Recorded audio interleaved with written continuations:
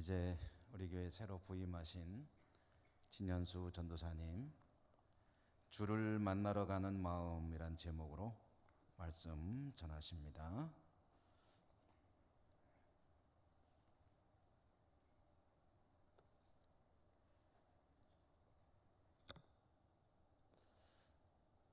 제가 교육전도사 시절에 오후 예배 이렇게 많은 분들 앞에서 설교를 한번 한 적이 있었습니다. 그때 저희 교회에서 함께 심우하시던 부목사님께서 제 설교를 들은 다음에 저한테 칭찬을 해주셨습니다. 칭찬 후에는 칭찬을 한 2가지 정도 해주셨는데 그 이후로 한 10가지 정도의 지적사항을 들었었거든요. 그 중에 하나가 설교 단상 위에서 왜 그렇게 웃느냐고 질책을 하셨었습니다. 그런데 오늘 이렇게 인사드리는 가운데 제가 또 굳은 얼굴로 인사드릴 수는 없어서 지금 웃음을 띠면서 함께 하고 있는데 용서해 주시기를 바랍니다. 반갑습니다. 예, 이번 주에 귀한 주님의 교회 가운데 함께 부름을 받아서 동역하게 된 진현수 전도사라고 합니다. 오늘 제가 인사드리는 날이라서 특별히 제가 가지고 있는 많지 않은 정장 중에 좀 좋은 정장을 꺼내서 하얗게 세탁을 한 와이셔츠를 특별히 골라서 또 제가 제일 좋아하는 넥타이를 메고 이 자리에 섰습니다. 사람들은 그 사람의 외모를 통해서 많은 것을 읽어냅니다. 제가 지금 단정하게 옷을 차려입고 이 자리에 섰다는 것은 제 마음이 여러분들을 향해서 어떻게 반영되고 있는지를 드러내는 것이라고 생각합니다. 사람들이 무리를 지어서 살아가는 사회에서 의복은 특별한 의미를 가지고 있죠. 사람의 옷은 단순히 기본적인 의식주로서 외부 환경에 우리의 몸을 보호해주는, 더울 때는 시원하게 해주고 추울 때는 따뜻하게 해주는 그런 기본적인 역할 이상을 합니다. 잘 아시는 것처럼 우리가 가지고 있는 의복은 그 사람의 마음가짐을 때로 대변합니다. 사회적인 의미를 가지고 있는 것이죠. 그렇기 때문에 아마 공감을 하실 것 같은데 여기 계신 많은 분들이 일주일 중에서 가장 좋은 옷을 옷장에 넣어 놓으셨다가 특별하게 또 오늘 입고 오시지 않으셨을까 생각을 합니다. 사람들은 사람들의 겉모습을 통해서 자신의 마음을 담아내기도 하고 사람들의 겉모습을 통해서 그 사람의 마음을 읽어내기도 합니다. 그렇다면 하나님을 만나러 가는 사람, 주님을 만나러 가는 자의 마음은 어떤 마음일까요? 그리고 그 마음은 어떻게 겉으로 드러나게 될까요? 오늘 제가 함께 나누고 싶은 것은 바로 그 마음과 그 마음이 우리에게 어떻게 드러나는가에 대한 이야기입니다. 오늘 본문은 많은 분들이 익히 들어온 예수님의 산상수훈 중에 일부입니다. 예수님께서는 동네들을 돌아다니시면서 하나님 나라에 이미 오심을 가르치셨습니다.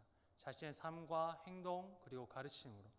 그리고 특별히 사람들을 부르셔서 한 공간을 떼어서 그들에게 이제 더 깊이 말씀을 가르치시기 위해서 산으로 올라가셨죠. 그것이 우리가 잘 알고 있는 마태복음 5장에서 7장까지 수록된 산상수훈의 이야기입니다. 그리고 예수님께서는 그 산상수훈의 처음을 너무나도 익숙하게 잘 알고 계시는 팔복의 이야기로 시작하고 계십니다. 이 8가지의 복의 내용은 사실 한 가지를 가리키고 있습니다. 그것은 하나님 나라에서 이루어질 구원의 모습입니다. 그 중에서도 예수님께서는 하나님을 보게 될 사람들을 이렇게 말씀하고 계십니다. 마음이 청결한 자는 복이 있나니 그들이 하나님을 볼 것이요. 카톨릭과 개신교가 공동으로 번역한 공동번역이라는 성경이 있습니다. 이 성경에서는 보다 친숙한 말로 이 본문을 옮겨 놓았는데요. 제가 읽어드리겠습니다. 마음이 깨끗한 사람, 그 사람은 행복하다. 그들은 하나님을 뵙게 될 것이다. 예수님께서 말씀하시는 하나님을 보게 될 사람, 하나님을 만나게 될 사람, 주님을 만나러 가는 사람의 마음, 그것은 깨끗한 마음입니다. 그렇다면 깨끗한 마음, 하나님을 만나는 깨끗한 마음, 그것은 어떤 마음일까요? 다들 잘 알고 계시겠지만 신약성경은 처음에 그리스어로 기록이 되었습니다. 그리고 오늘 우리가 보고 있는 본문에 청결하다라고 번역된 그리스어 단어는 발음을 용서해 주십시오. 카타로스라는 단어입니다. 이 본문이 마태복음에서는 청결하다라고 번역되고 있고 신약 성경에서는 총 22회 등장하고 있습니다. 그런데 이 단어가 똑같이 등장하는 본문이 하나 더 있는데요. 제가 그 본문을 읽어드리겠습니다. 디도서 1장 15절입니다. 깨끗한 자들에게는 모든 것이 깨끗하나 더럽고 믿지 아니하는 자들에게는 아무것도 깨끗한 것이 없고 오직 그들의 마음과 양심이 더러운지라. 사도 바울이 디도에게 편지를 썼습니다. 이 본문에서 깨끗하다라고 번역된 단어가 바로 그리스어 카타로스입니다. 오늘날 크레타라는 이름으로 불리는 섬에서 사역하던 디도가 많은 어려움에 처해 있을 때 바울은 사랑하는 마음으로 그에게 편지를 씁니다. 디도가 경험했던 많은 어려움 중에서 가장 심각한 위험, 그것은 교회 안에 다른 메시지를 전하는 사람들이 있었다는 것입니다. 그리고 오늘 그 다른 메시지를 전하는 자를 사도 바울은 디도서에서 이렇게 부르고 있습니다. 할레파. 이 이름에서 알 수 있는 것처럼 그들은 기록된 율법을 고수해야 한다. 우리가 구원을 받기 위해서는 성경에 기록된 대로 전적으로 그렇게 살아야 한다라고 이야기하는 엄격한 유대주의자들이었습니다. 사실 처음 그리스도교가 탄생했을 때는 유대교와 크게 구분이 잘 되지 않았습니다. 왜냐하면 그리스도교 자체도 유대교의 둥지 안에서 탄생했기 때문입니다. 그런데 생각해 보십시오. 잘 구분이 되지 않았기 때문에 복음이 아닌 것들을 듣게 되었을 때 사람들이 쉽게 넘어가는 겁니다. 그 중에 하나가 이 이야기였습니다. 아직까지 분별력이 서 있지 않았던 어린 교회의 사람들, 특히 할례파들은 기록된 율법을 엄격하게 지키는 것, 그것이 내가 구원을 받은 표지다 라고 외쳤습니다. 이들에게 구원은 율법이 말하고 있는 정결법을 그대로 지켜서 행하는 것, 그래서 나를 깨끗하게 보존하는 것, 나를 깨끗한 사람으로 만드는 것, 그것이 구원이었던 것입니다. 구약 성경에 기록된 정결법을 따르게 되면 깨끗한 사람이란 명확하게 답이 떨어집니다. 그는 가장 먼저는 몸의 신체에 흠이 없는 사람이어야 합니다. 그리고 유대인이어야 했고요. 이방인이더라도 저희는 한민족이니까요. 한민족이라도 상관없습니다. 유대교로 개종만 한다면, 그리고 기록된 대로 몸의 할례를 받는다면 그 사람은 깨끗한 사람이 됩니다. 이들은 정결함을 지키기 위해서 먹는 것과 접촉하는 것에 엄격한 규율을 정해서 지켰습니다. 토끼와 돼지는 부정한 짐승으로 여겨졌기 때문에 먹는 것이 금지되었고요. 익히지 않는 고기를 피째 먹는 것 역시 부정한 일로 여겨졌기 때문에 금지되었습니다. 그렇기 때문에 오늘날 삼겹살을 굽고 선지국에 밥을 말아 먹고 육회를 즐기는 한국인 모두 그들의 눈에 보기에는 부정한 사람들, 더러운 사람들, 깨끗하지 못한 사람들, 구원받지 못할 자들입니다. 그래서 이들의 깨끗함은 겉으로 잘 드러납니다. 마치 가장 좋은 옷을 입고 새하얀 와이셔츠를 입고 좋은 넥타이를 맨 제 모습처럼 그들의 깨끗함은 겉으로 잘 드러나게 됩니다. 무엇을 먹고 먹지 않고 무엇을 하고 하지 않는 그들의 모습, 그들의 깨끗함, 그것은 겉으로 분명하게 드러나게 되겠지요. 이런 사람의 전형적인 모습이 누가복음 18장에서 예수님의 목소리를 통해서 우리에게 전해집니다. 예수님께서는 이렇게 말씀하십니다. 두 사람이 기도하러 성전에 올라가니 하나는 바리새인이요 하나는 세리라. 바리새인은 서서 따로 기도하여 이르되 하나님이여 나는 다른 사람들 곧 토색, 불의, 간음을 하는 자들과 같지 않고 이 세리와도 같지 아니함을 감사하나이다. 나는 일해에 2번씩 금식하고 또 소득의 11조를 드리나이다. 바리새인의 모습은 그의 겉모습은 정결함, 깨끗함 그 자체입니다. 그의 행위에는 흠잡을 데가 없습니다. 종교인으로서는 거의 완벽에 가까운 사람입니다. 그와 같이 하나님의 말씀을 따르는 사람을 찾자면 우리 가운데서도 찾기 힘들 것입니다. 두말할 것도 없이 그는 깨끗한 사람입니다. 그러나 제가 한번 여쭤보고 싶은 것은 이 사람이 정말 깨끗한 사람인가 하는 것입니다. 이 사람이 정말 카타로스한 사람입니까? 그의 겉으로 드러난 행위들과 겉모습은 그의 마음과 서로 일치하지 않고 균열을 이루고 있는 것은 아닙니까?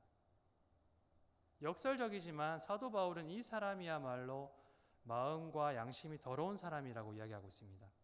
디도서 1장 16절을 제가 읽어드리겠습니다. 그들이 하나님을 시인하나 행위로는 부인하니 가증한 자요 복종하지 아니하는 자요 모든 선한 일을 버리는 자니라. 15절에서는 이렇게 이야기합니다. 더럽고 믿지 아니하는 자들 아무것도 깨끗한 것이 없고 오직 그들의 마음과 양심이 더러운 사람들. 그들은 깨끗한 사람들입니다. 그러나 그들의 손을 깨끗하게 하려고 하면 할수록 그들의 마음은 계속해서 깨끗함과는 멀어지는 삶을 살게 되는 것입니다. 정말 그 마음이 깨끗한 사람은 누구입니까? 정말 그 마음이 청결한 사람, 카타로스한 사람은 누구입니까?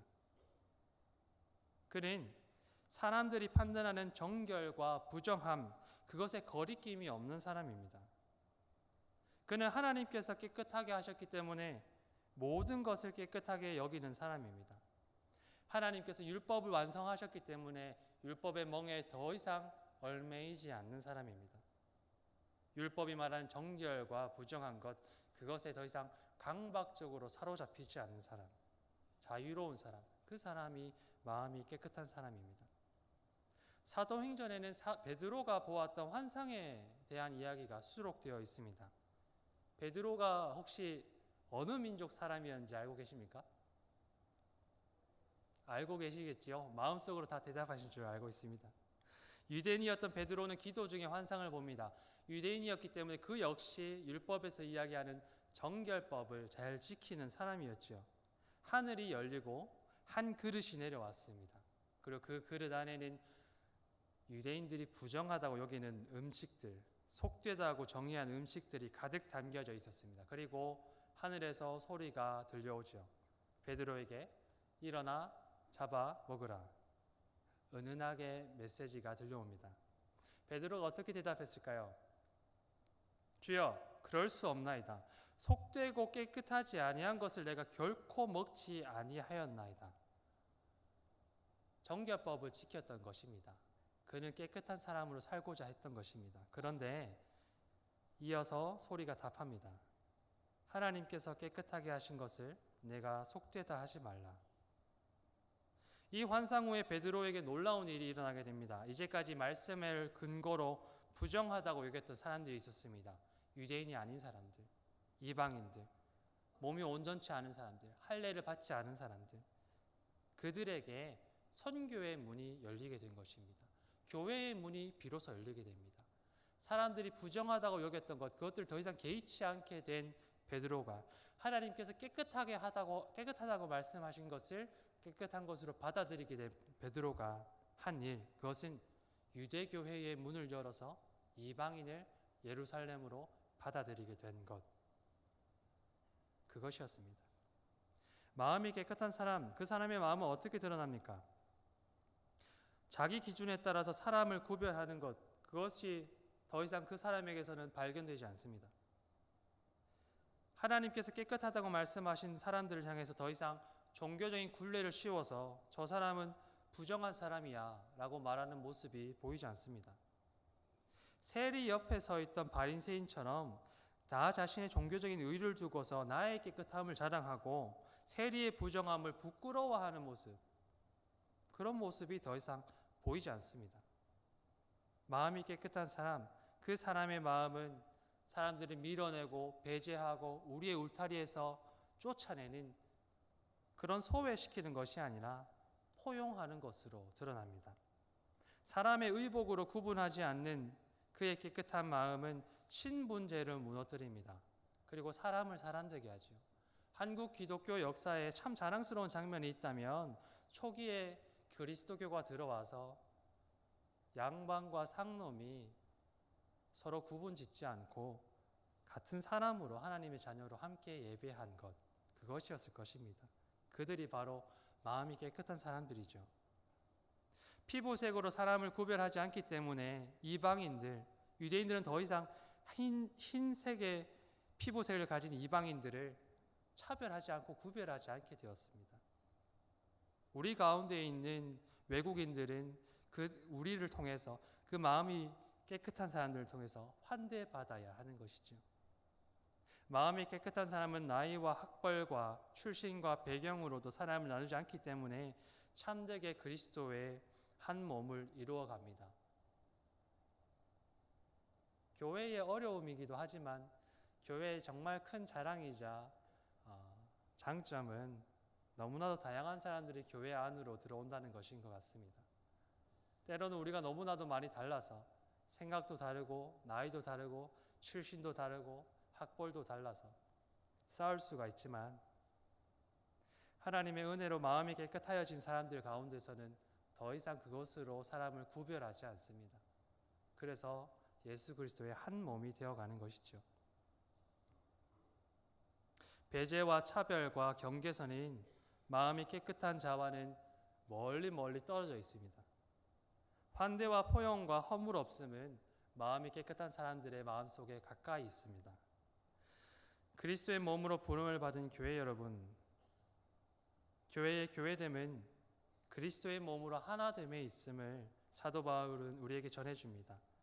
그리고 참된 교회됨은 바로 예수께서 말씀하시는 깨끗한 마음을 가진 사람들, 그래서 매일같이 하나님을 보는 사람들, 그 사람들을 통해서 이루어집니다. 둘로 나뉘어진 것을 하나로 만드신 자기 자신의 몸으로 하나가 되게 하신 예수 그리스도의 사역이 깨끗한 마음을 가진 사람들을 통해서 그 사람들의 삶을 통해서 실현됩니다. 오늘 제가 이렇게 첫 인사를 드리면서 너무나도 많은 분들이 환대해 주셔서 제 마음이 오늘 하루 종일 좀 많이 따뜻했던 것 같습니다. 제 마음속에 작은 소망을 품기는 우리의 마음이 그렇게 주께서 말씀하신 것처럼 깨끗한 마음이 되어서 하나님을 만나는 자가 되는 것입니다. 오늘 저를 환대해 주신 것처럼 우리 성도 여러분들의 귀한 삶 속에서 만나는 낯선 사람들, 또 우리 교회의 울타리를 넘고서 들어오는 그 낯선 이들을 향하여서 동일하게 깨끗한 마음으로 환대해 주시면 참 좋겠습니다. 깨끗한 마음이 되어서 환대와 포용의 삶으로 하나 된 교회가 되는 것, 그것이 하나님께서 우리에게 바라시는 깨끗한 마음을 가진 사람들이 살아가는 삶, 그리고 우리가 이뤄나갈 하나님 나라입니다. 그러한 주님의 마음이 우리 가운데 은혜로 함께하는 삶이 되기를 또한 기도합니다. 이 시간 함께 기도하시겠습니다. 하나님, 우리에게 깨끗한 마음을 허락하여 주십시오. 우리에게 깨끗한 마음을 허락하여 주십시오. 주님의 마음과 같이 한 점 더러운 것이 없는 깨끗한 마음을 허락하여 주십시오. 그래서 주님께서 우리에게 말씀하신 것과 같이 우리가 그 마음으로 하나님을 사랑하고 우리의 이웃을 사랑할 수 있는 자가 될 수 있도록 도와주십시오. 깨끗한 사람들이 이곳에 모여서 우리 사이에 놓여져 있는 높이 높은 벽을 허물어내고 서로 이어지지 못한 것을 이어내며 그래야 해서 그리스도의 한 몸으로, 한 몸 된 지체로 서나가기를 소망합니다.